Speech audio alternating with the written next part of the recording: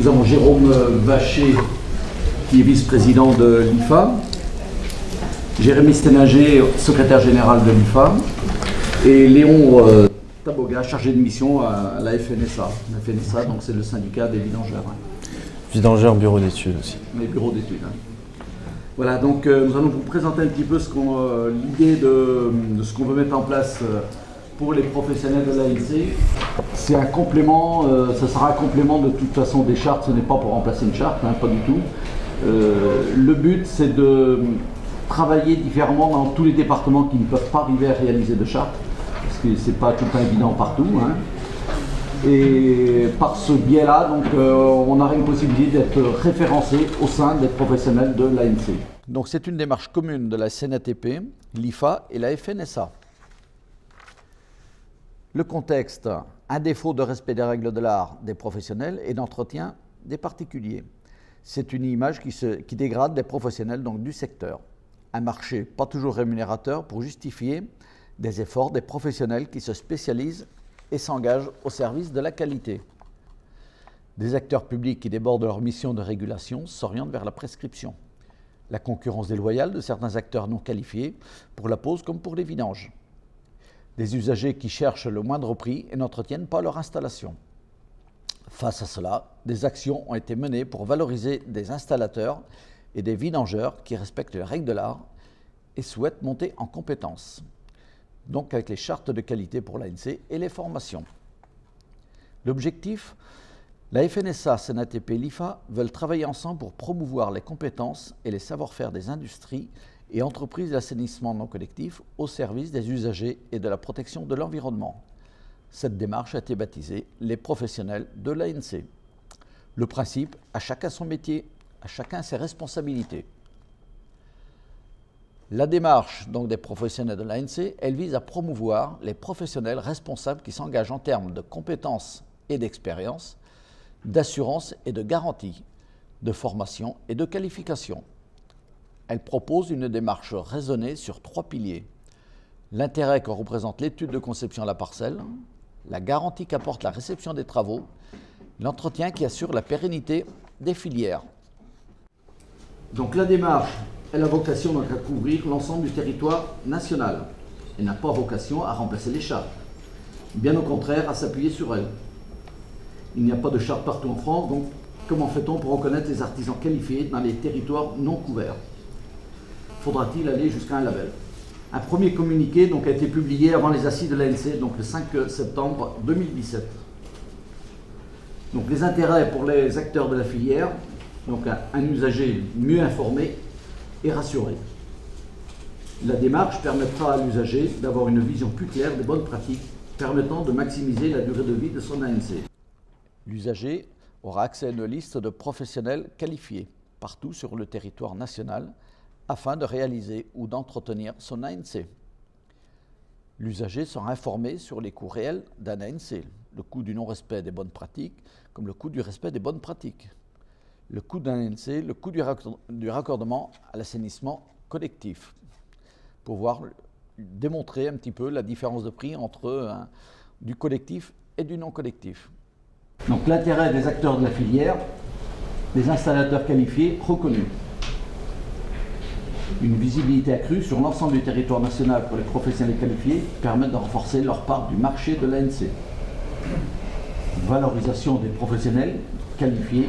Être professionnel de l'ANC sera un gage de qualité pour l'installateur comme pour le vidangeur. Des outils au service des artisans. Un cahier de vie modèle qui matérialise la démarche. Une fiche pour chaque étape, les SPANC, les bureaux d'études, produits, installations, entretien. Le rappel des bonnes pratiques à chaque étape, ce que doit faire le professionnel et ce que l'usager doit vérifier en termes d'assurance. Et un modèle donc, de PV de réception sera mis à disposition. Intérêt pour les acteurs de la filière, donc des bureaux d'études et vidangeurs.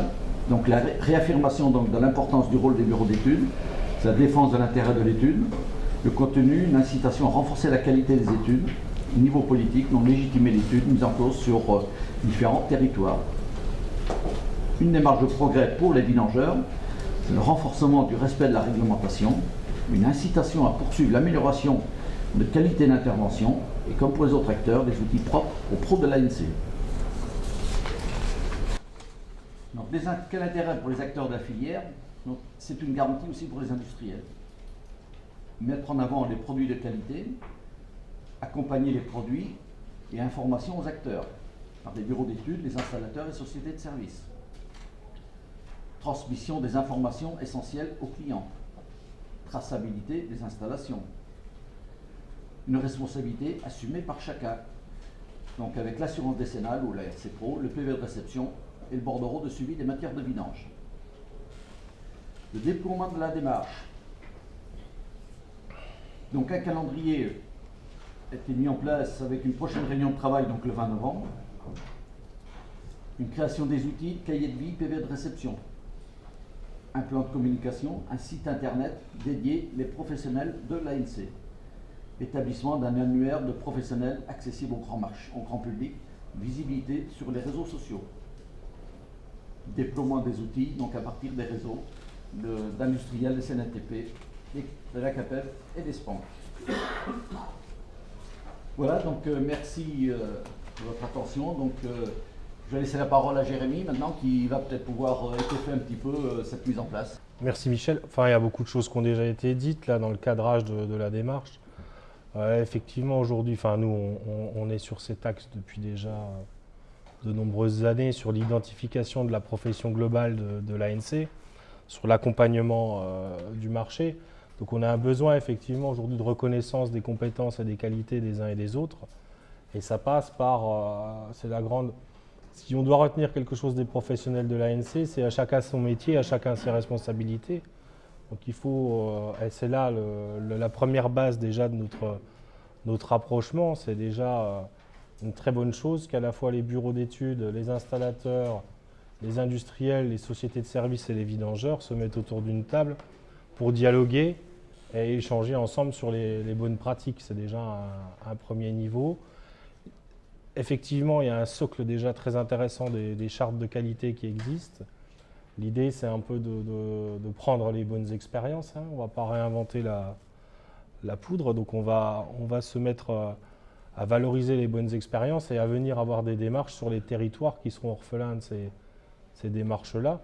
Et aussi acquérir une visibilité nationale. On sent bien aujourd'hui que l'ANC, c'est un vrai sujet, mais en avançant en ordre dispersé, on a beaucoup de mal à faire progresser le domaine. Donc aujourd'hui, l'ensemble des professionnels qui dialoguent et qui parlent d'une même voix, c'est une piste de développement importante et de valorisation de l'ANC qu'on n'a pas aujourd'hui. Aujourd'hui, on voit bien que dès que, notamment nous, je pense que du moment où l'IFA, avec son I industriel, prend la parole, je dirais qu'on part avec 10 points de moins vis-à-vis notamment des pouvoirs publics.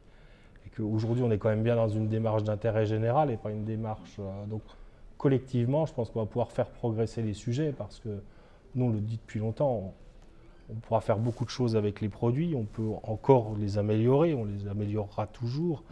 Mais aujourd'hui, si nos produits ne sont pas accompagnés par une conception adaptée sur le terrain aux besoins du particulier, par un installateur qualifié qui met en place le dispositif et qui atteste tout ça avec un PV de réception, et qu'en partie avec tout ça, on parle bien d'entretien et de maintenance, et que derrière, on arrive à atteindre des objectifs d'entretien et de maintenance avec des sociétés de services, on ne pourra que pérenniser le dispositif. Et je crois qu'aujourd'hui, les événements récents, sans trop revenir sur les assises de l'ANC de Limoges, mais sont aussi un électrochoc pour la profession, je pense. Parce qu'aujourd'hui, là, la force publique nous a mis un coup collectivement, je crois. Et aujourd'hui, on ne peut pas tout attendre de la réglementation. Et je crois que nos démarches, type charte qualité, ce type rapprochement des professionnels à l'ANC, est vertueuse et sera reconnue. Et il faut aujourd'hui que les professions se prennent en main et qu'on avance vers la qualité.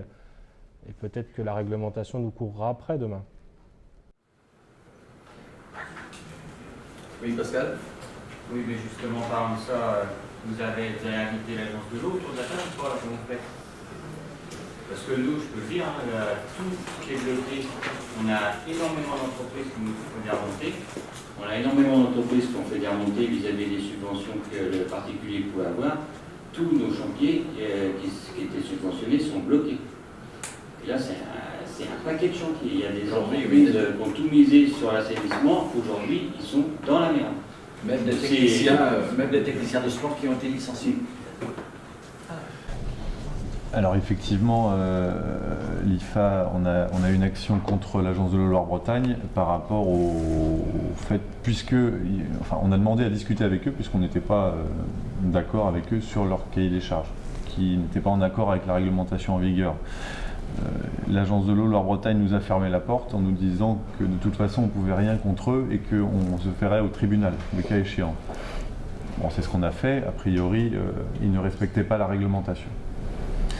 On a souhaité, nous, pendant tout ce temps-là, ça a duré 2 ans, ils ont choisi aussi d'aller au bout de la démarche, mais on a souhaité pendant tout ce temps-là continuer à dialoguer, etc. Malheureusement, on n'a pu dialoguer qu'une fois la démarche terminée, et ils ont adopté un nouveau cahier des charges fin septembre, et aujourd'hui, ils sont en cours de signature des conventions sur un cahier des charges qui prend en compte, d'ailleurs, tous les aspects, puisque le cahier des charges est conditionné à une étude de filière. Il y a maintenant l'entretien qui est pris en compte, etc. Et il y a une égalité des filières, en tout cas une liberté laissée à l'usager de choisir la filière avec les sachants qui sont le bureau d'études, le poseur, etc. Et donc effectivement, ça a amené une temporisation sur les décisions d'aide. Mais aujourd'hui, le dispositif est relancé, ils sont simplement en cours de resignature, puisque le document administratif qui conditionnait la signature de convention avec chaque collectivité est tombé par le jugement. Et donc ils devaient refaire un nouveau document qu'ils ont fait et donc re-signer toutes les conventions avec chaque collectivité. Voilà. Donc effectivement, on est aussi un peu, nous on est forcément impacté par ça aussi, mais ce n'était pas une raison de laisser faire à un organe de l'État des choses qui étaient, dépenser de l'argent de manière illégale. Là, nous, on renvoyait un courrier qui pouvait même être parti aujourd'hui. C'était ça ou qui est parti mardi. Parce que pour l'instant, nous, de notre côté, on n'a aucune information. Et on veut rencontrer les gens de l'agence de l'eau et aussi des parlementaires qui sont dessus. On doit faire avancer parce que nous, ça devient catastrophique pour ça. Le nouveau cahier des charges, il est en place depuis un bon mois maintenant. Ouais. Après, ce qu'il faut qu'on se... Et c'est là où notre démarche professionnelle, elle va prendre tout son sens aussi. C'est qu'aujourd'hui, on assiste à on le voit, on a un bras de fer entre l'État et les agences de l'eau aujourd'hui, au travers du budget 2018. Il est certain que le budget des agences de l'eau va être raboté aujourd'hui. Que face à ce contexte ANC, aujourd'hui, il faut qu'on se prépare collectivement à une sortie de l'aide à la rénovation. Ça, il faut en être conscient. C'est-à-dire que le prochain programme des agences de l'eau ne comportera certainement pas d'aide au financement de l'ANC. C'est pour ça qu'on a aussi, nous, un intérêt à la fois, parce que ces aides, elles permettaient de faire parler du sujet, elles permettaient de le mettre en avant, de montrer son importance, donc il faudra qu'on ait des outils, des leviers pour faire prendre conscience de cette importance.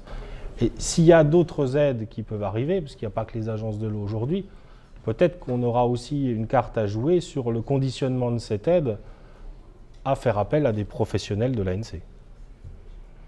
Donc aujourd'hui, il y a un vrai enjeu. Je pense que l'agence de l'eau va faire un pas de recul, les agences de l'eau vont faire un pas de recul parce qu'elles sont un petit peu mises en difficulté sur leur budget aujourd'hui. Ils vont se recentrer sur de l'essentiel. Et aujourd'hui, l'ANC, pour les agences, c'est pas non plus... c'est un sujet qui fait énormément de débats et de vagues pour des enjeux assez faibles. Donc il faut aujourd'hui que collectivement, on prenne acte déjà qu'on va aller vers la fin des aides financières des agences de l'eau. Quels dispositifs vont être mis en place derrière et comment on se valorise au travers de ce nouveau dispositif. Et je pense que si des aides arrivent demain à l'ANC, il faudra qu'on fasse partie des critères de choix, qu'on fasse appel à un professionnel de l'ANC, que ce soit pour l'installation ou l'entretien.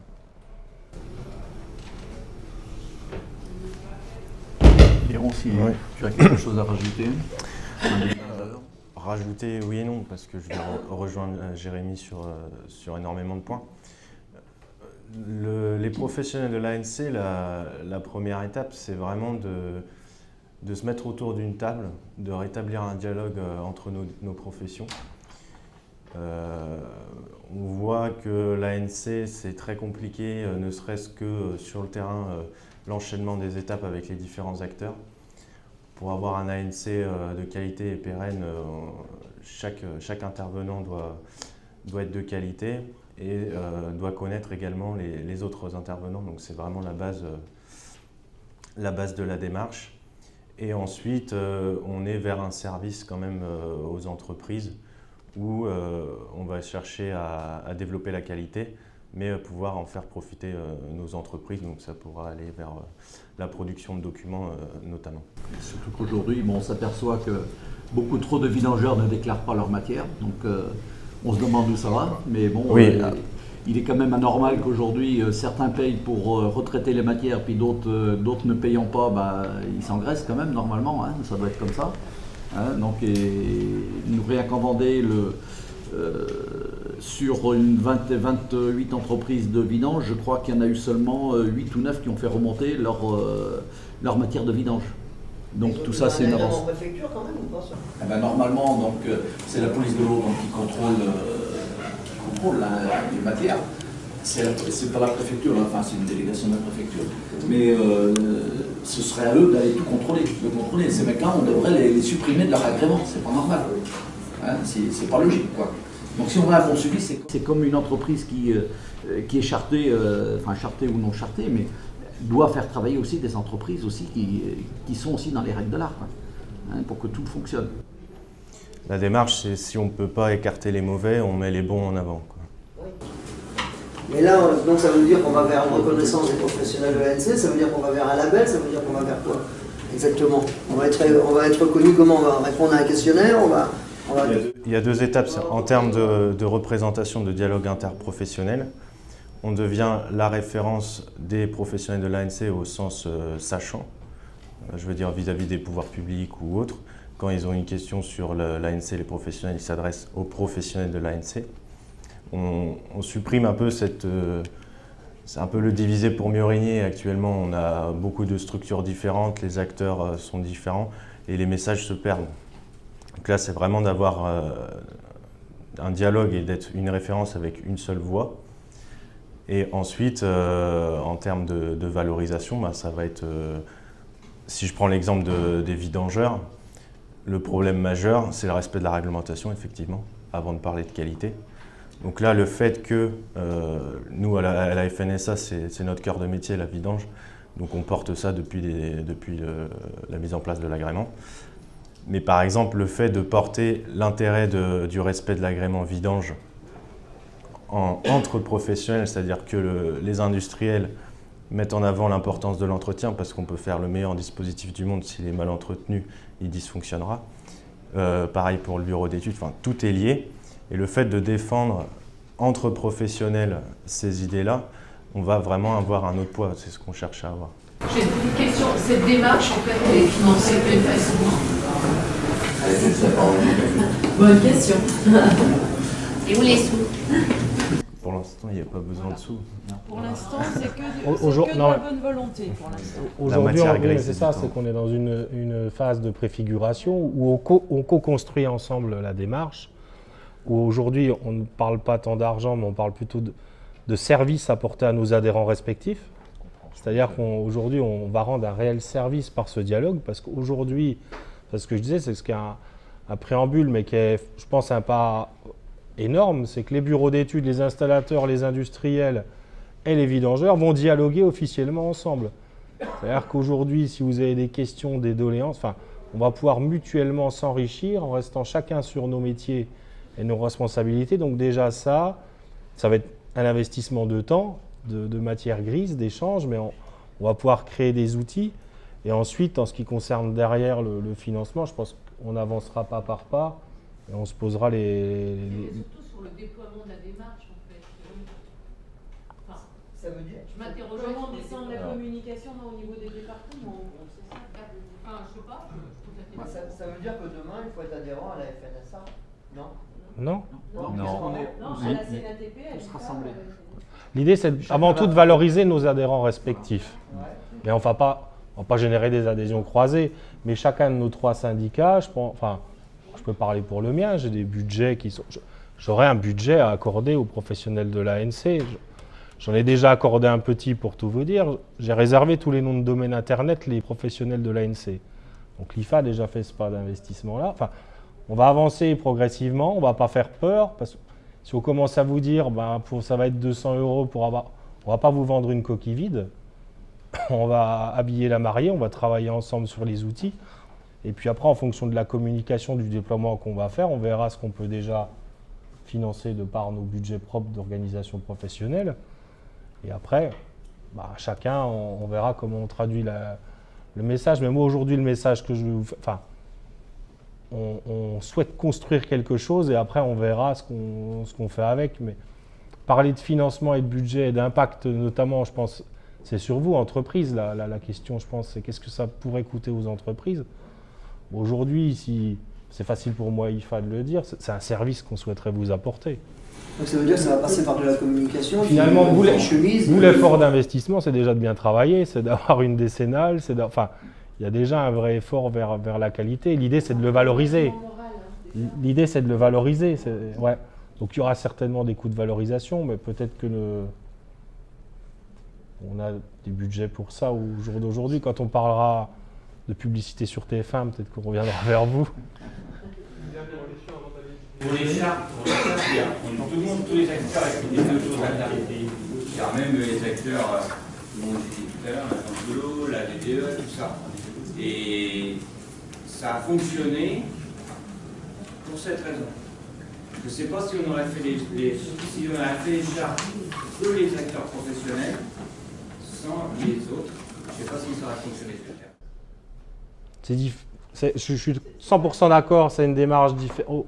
Aujourd'hui, on est avant tout dans un système de fédération, c'est-à-dire que les chartes sont des préalables indispensables pour nous, mais aujourd'hui, force est de constater que d'un point de vue national, nos professions sont mises à mal par la force publique.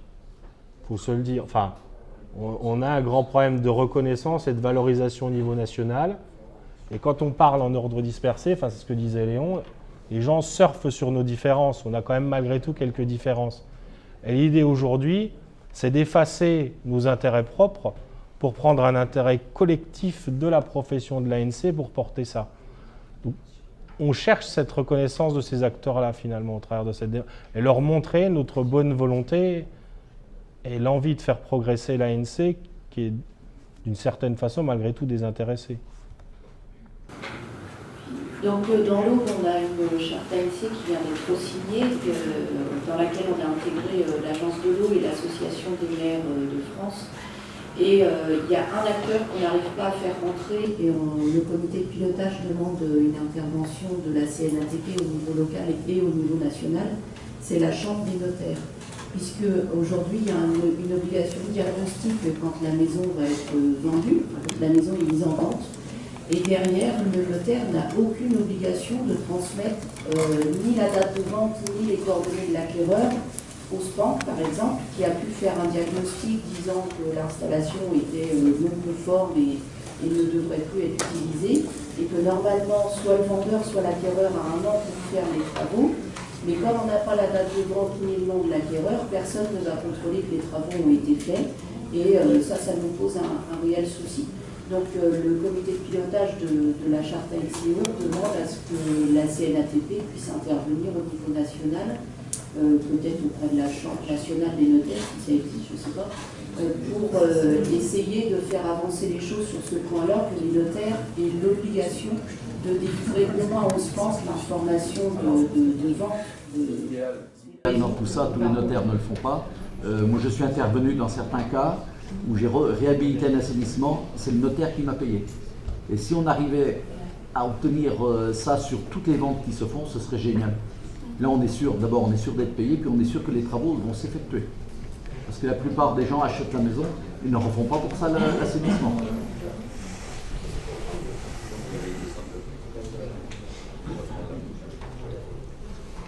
La dernière, tu as pu être payé parce qu'il y avait une somme qui était gardée sous ces caisses de fonds. Sinon, c'est pas possible. Et nous, dans le Var, aussi demandé cette solution, pourquoi les gens faisaient en quelque sorte une bonne affaire de 10 ou 15 000 de moins par rapport aux vendeurs et plus aucun contrôle n'était fait. Et les documents des notaires sont gardés au sein de leur agence et en revanche, les SPAN ont tellement à vérifier qu'après ils ne vont pas retaper à la porte en disant en fait cette villa elle a été vendue, pas vendue. Voilà. Et ça continue comme ça. La seule possibilité c'est que X années après, quand ils recommencent à vérifier une commune, eh bien là ils vont taper à la porte en disant monsieur quand même il y a 8 ans, 6 ans, 7 ans que vous avez acheté ça, vous auriez pu le faire. Et la procédure va être lentement mise en route, mais ça va être très bien. Voilà ce qu'on sait dans le graphe. C'est typiquement ça, par exemple, c'est un excellent exemple d'une action collective qu'on peut avoir ensemble. Oui. Nous, au niveau de l'IFA, on l'a fait il y a quelques années, on avait écrit un courrier au député Jean Launay, qui gérait le Comité national de l'eau. On avait demandé cette mesure de mise sous séquestre. Et pour répondre à votre question, même si c'est une réponse politique, sur cette question du notaire, il y a une évolution législative qui est ficelée depuis... L'évolution du texte, elle est ficelée depuis presque 1 an au niveau ministériel, sauf qu'aujourd'hui, elle devrait sortir avec le package de l'évolution de la réglementation ANC. Et c'est tellement mis à mal aujourd'hui qu'on ne sait pas quand ça sortira, mais c'est prévu.